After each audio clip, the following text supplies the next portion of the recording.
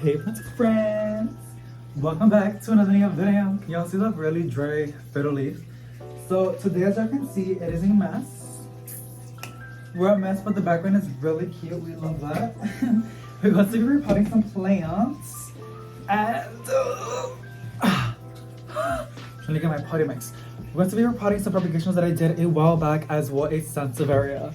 I should probably take a thumbnail. I can do it later, it's okay. Also, I haven't posted for 2 days. I missed you. I missed you so much. I got really busy. Also, one of the plant shops did reach out and I'm super excited to share that with you guys. But first thing first, my well-fed Sansevieria put out a new leaf. Now, usually I think I put out this one like 2 months ago. It's not that big. It's cute, but it's not that big. And then look at the new one. Cute, right?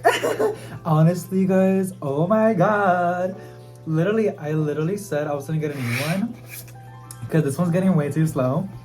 Remember when Wolf Sansevieras were so expensive and the variegated ones were really rare? And now you can find the variegated one like honestly in the plant shop. And the Wolf Sansevieras were really cheap. I got this one, when did I got it? I think I got it 2 years ago on a local nursery, Rainbow Gardens. And I was super excited. But I got it like this. Like this leaf and this leaf and this leaf. And that's basically it. And then this long thing, can y'all see this came out? And then this big chunk came out. And now I see another little long thing over here coming out. This is a 6-inch pot and I'm gonna put it on a 6-inch pot. One thing about Sansevierias that I know and I've heard and I'm seeing is they love to be crowded. Spider plants like to be crowded too. And whenever they're crowded, they put out more shoots, which is what we want. I want more well-fed Sansevierias. And I'm just really excited for this plant to do its thing. And I see another new leaf coming in. I think it's really happy. I don't even know why she is so happy, but oh my god, she's big.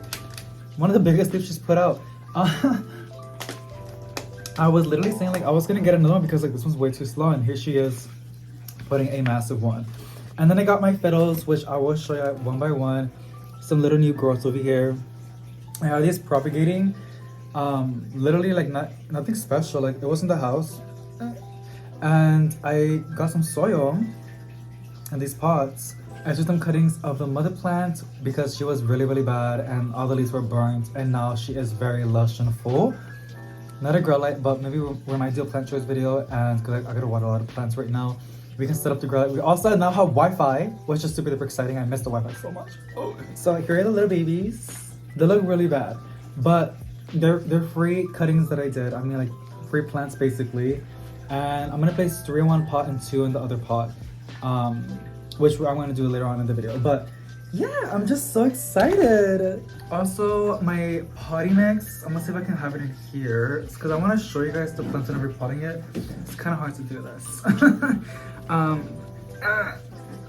It's because like this is a nice box to like have my potting soil in. It's really nice. I got it from Walmart. I think it was like $4, really cheap. But it's kind of difficult whenever I do repottings because you guys can barely see. It's losing a light bulb. You guys can barely see the plants, but yeah, let's get to the repotting. So we're gonna start with the well-fed Sansevieria, and of course a lot of these plants are gonna go to terracotta because I love my terracotta pots. I would love to put everything in terracotta, and I think you can in plants. It has its pros and its cons. Yes, this is a pot, but it does dry out the plant a lot faster. Like if you're a really busy person, and I'm pretty sure a lot of you guys know this, but if you don't, terracotta is not really, I'm an underwaterer, but I'm becoming an overwaterer. I'm really liking to water my plants, so just becoming like really therapeutic now. Whenever your plants is like in a plastic pot and you put it in a terracotta pot, it's gonna dry out like ×2 or ×3. So if you're really not good at watering and it's like a sensitive plant, that Sansevierias don't mind drying out, to be honest. But like a fiddle, for example, better make sure, Miss Girl, that it has, that you're watering it on time. Look at this. Can you see the root system? Where the new shoot came out, it has a more beautiful, amazing root system compared to anything else. That looks really good. Oh no. Okay. Ah! Oh my god. I'm actually so excited for this. I'm still gonna buy another Sansevieria. Like I really do want another one, another well-fed Sansevieria. And I think in one of the shops that I've seen, they have the variegated one, which is basically like this one, but it has like yellow stripes in it. So it's super duper gorgeous and beautiful. I think that's way too high. Up there. Take out my soil. I keep forgetting to cut my nails. Like, I mean, I cut my nails like every like 15 days, and they keep on getting longer. I mean, I'm starting to take my vitamins, so it's like one a day, I believe. And I know that's what's making my nails grow really, really long. Was because I've been like washing. I feel like water has to do something with it. Like, I don't know. Every time I wash dishes, which is like, it feels like 100 times a day. My nails get longer. I don't know what it is. And then when I take a shower, especially like a bath, I don't know. I feel like water has to do something with it. But that's off topic. The plant shop owner, I think it's Plantain. We did a little plant shopping video a while back. She was super duper sweet and happy that I filmed, and I was like, girl, I'm happy that you're okay with it. I mean, I did ask her, and then she wanted to meet. We were supposed to meet yesterday, but we ended up doing a Zoom call on Monday. And you guys, it was like one of the most wholesome, sweetest, chill conversation FaceTime Zoom that I've had, and she is such a sweet person. Like, I mean, she gets it in a lot of things about like plants and what people want, which makes me super duper happy. And I love that you can like buy stuff on her website and you can see what she has in stock like right now, which makes it super duper fun. So like, let's say like you're in the living room and you want to go plant shopping, but you're not sure if you want to go and you don't want to waste gas, you know, because money's tight or something like that. You want to make sure if you do go, they have something what you want. You can just go to the website and you can see what they have. And even better, you can place your order and they will have the plants reserved for pickup, which is super duper convenient. And I would love, and I know it's not that easy, but it would be great if a lot of shops can do that too, because it just makes the buying experience a lot friendlier and a lot more convenient for a lot of people, because a lot of people are really, really busy. So yes, and here she is. Oh my god, look at this new leaf, you guys. Stunning. I'm like obsessed. I love it. Okay, next one we're going to go and repot the fiddles. Honestly, they were really easy to propagate, but I do live like in zone 9A/zone 8B. It changes, something like that. And I had them outside propagating, so it was humid and warm in the summer. So I think that's why it was really easy to propagate them outside. And I had more, but I gave them to my mom and to my grandma. And I think I made like 8 cuttings of these. Well, I did like 12. I think 8 of them rooted and the other ones didn't successfully root. I want to show you the root system if I can.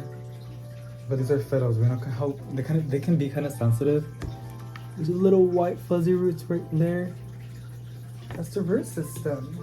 I'm gonna place one in there. They do have some ugly leaves, but I do see some active growth, which I don't mind. And again, I did forgot to water these for a while back, so they were like bone dry for like a week, and they were in the sun. So they're still in the sun. I have them outside, and they get like, how can I say? They get around like, I don't know, like maybe 4-5 hours of direct sunlight, and they've been loving it, especially since I've been like watering them. Now they're in terracotta, so I really need to make sure they're getting water like every single day, especially when they're outside in the full sun. Like you literally got, I had a plant a while back in terracotta. I had a house plant, like I think it was a raven. No, that my ficus, it's outside right now. I have it in a terracotta pot because I like when the roots can get oxygen, like air and stuff like that. It's just throwing a lot of dust from the perlite. And I used to water my plants every morning outside, and like when the sun will go down, it will look dry. And also the plant was sitting in concrete, so you know, it made it the heat. So you really gotta water them like 2-3 times a day. But it wasn't summer. Right now, I feel like this plant, I'm still gonna have it outside in the sun. I'm gonna water it every morning and make sure that it's nice and moist and it can dry out, but not too much. So just like a basic care on a fiddle. And it is still humid outside, which I think it appreciates. My apartment is also humid. Same thing. I mean, I think oh my god, it's 71% humidity in the plant room, but it is 71 Fahrenheit. So it feels pretty good in here. Like it's kind of cold, but it's not so dry. People think like, oh my god, that's such high humidity.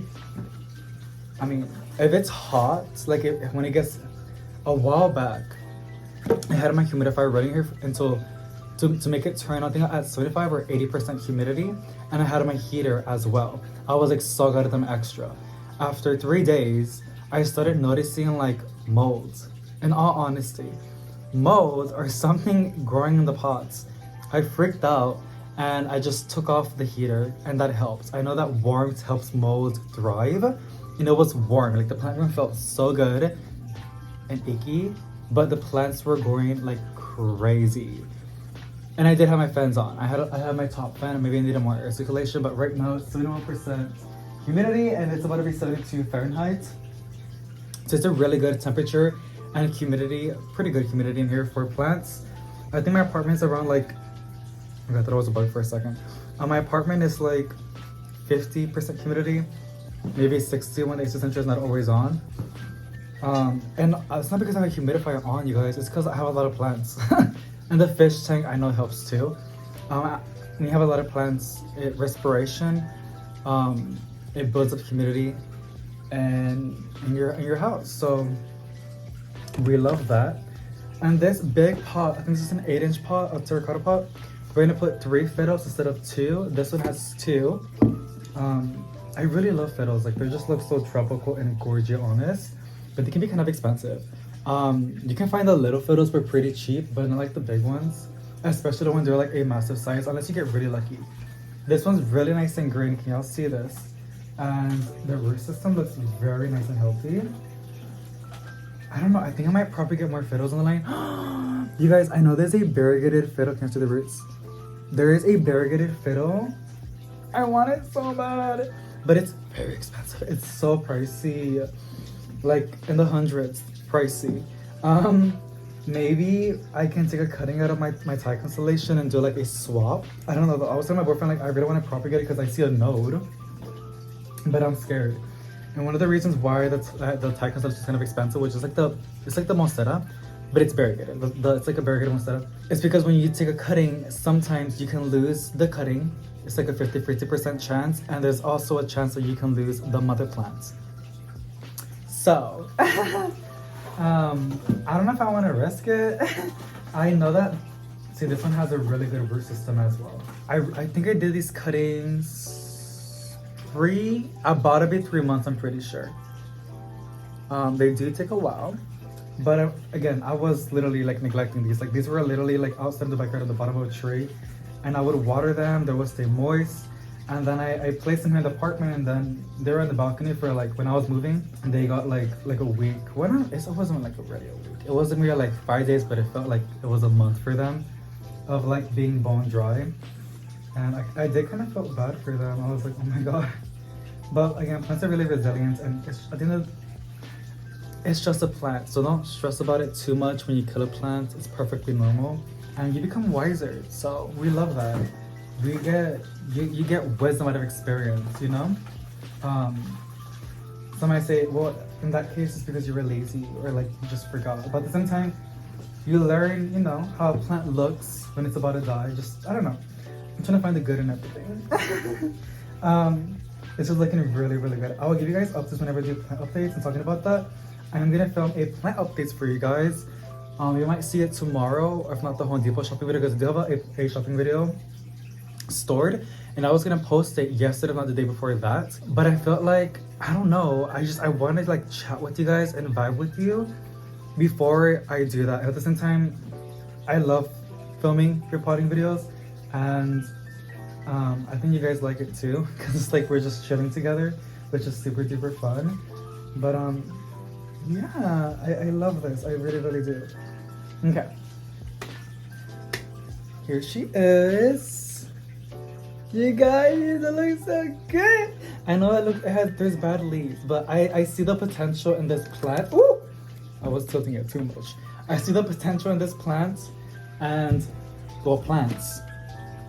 I cannot wait I have new fiddles. I really love propagating plants. I really want to go to Taco Cabana. Like I was telling my boyfriend, like I want to go to Taco Cabana and buy like the bowl and keep the container for propagation. It's like one of the best things to propagate plants in. I was doing a lot of plants out of that.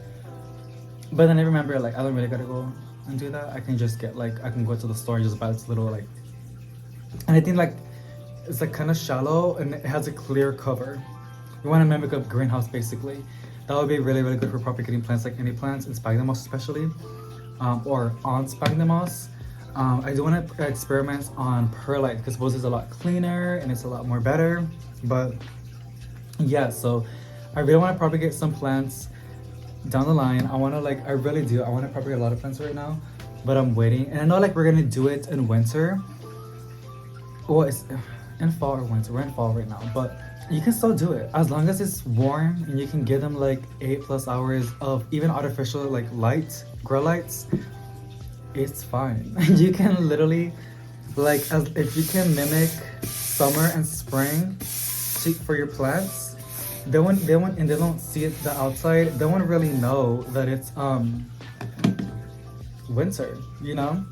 Unless they were like right against the window and they can feel like the cold air, or they can see like they can feel like the light and it's getting shorter every day. Then yeah, they know that it's winter. But I don't know, like some plants possibly do know even if they don't. I don't know, plants are really fascinating and interesting. But that's basically it for today. We propagated the fiddles and my well-fed Sansevieria, and it was super fun to like see this new leaf coming in. I love it so much. It makes me so glad that I'm happy. It's like one of the best things about having plants, seeing the new leaves coming in. It's like I did that. So thank you so much for joining me to this new repotting video. Sending positive vibes to each and every single one of you guys, and I'll see you on the next one. Bye.